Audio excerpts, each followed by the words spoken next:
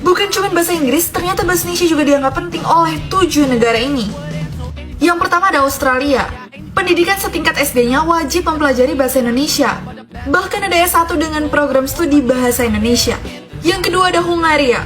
Negara yang terletak di benua Eropa ini juga mempunyai 2 universitas dengan program studi bahasa Indonesia. Yang ketiga ada Jepang. Mungkin karena latar belakang sejarahnya, di Jepang bahkan ada kampus khusus yang mempelajari bahasa Indonesia. Yang keempat ada Ukraina. Bahkan universitas top di sini punya pusat kajian sastra Indonesia.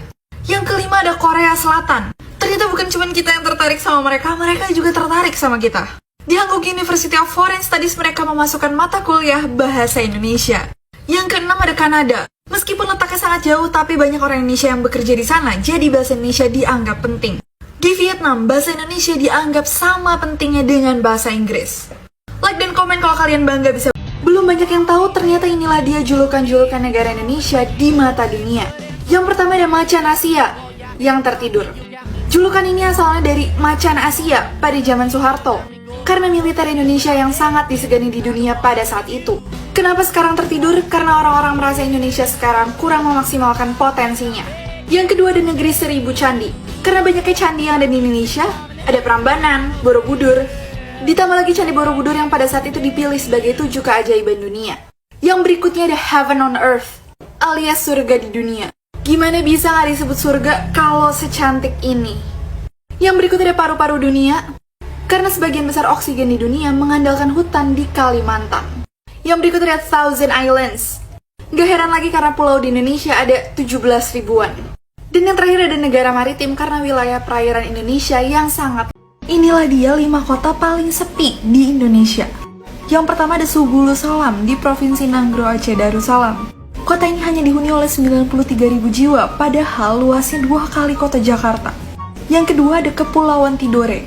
Per kilometer perseginya kota ini hanya dihuni oleh 71 orang. Yang ketiga ada Palangkaraya. Per kilometer perseginya penghuninya hanya 93 jiwa. Yang keempat ada Dumai di Provinsi Riau. Salah satu kota terkaya di Indonesia ini, per kilometer perseginya hanya dihuni oleh 174 jiwa. Dan yang terakhir ada Pagar Alam di Sumatera Selatan. Dengan luas hampir sama dengan DKI Jakarta, kota ini hanya dihuni oleh 189.000. Inilah dia 5 kota dengan biaya hidup termurah di Indonesia.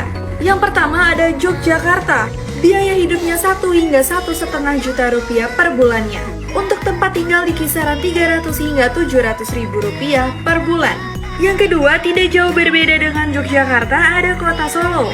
Biaya hidupnya sekitar 1,5 juta per bulan. Yang ketiga, ada Banyuwangi. Biaya hidupnya di kisaran 800 ribu hingga 1,5 juta rupiah per bulan. Yang keempat, ada Cirebon.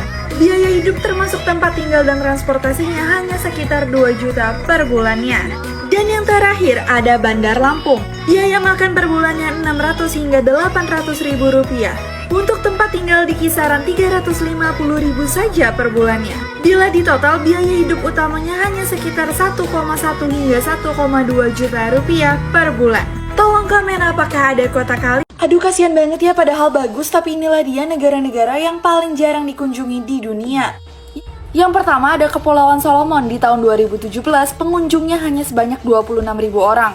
Yang berikutnya ada Samoa Amerika. Di tahun 2017 pengunjungnya hanya 20.000 orang. Yang berikutnya ada Pulau Niue. Di tahun 2017 hanya 10.000 saja pengunjungnya. Ada juga Kepulauan Marshall yang di tahun 2017 pengunjungnya hanya sebanyak 6.000 orang. Yang berikutnya ada Kiribati yang di tahun 2016 pengunjungnya hanya sebanyak 6.000 orang. Dan yang paling sedikit adalah Tuvalu. Di tahun 2017 pengunjungnya hanya 2.000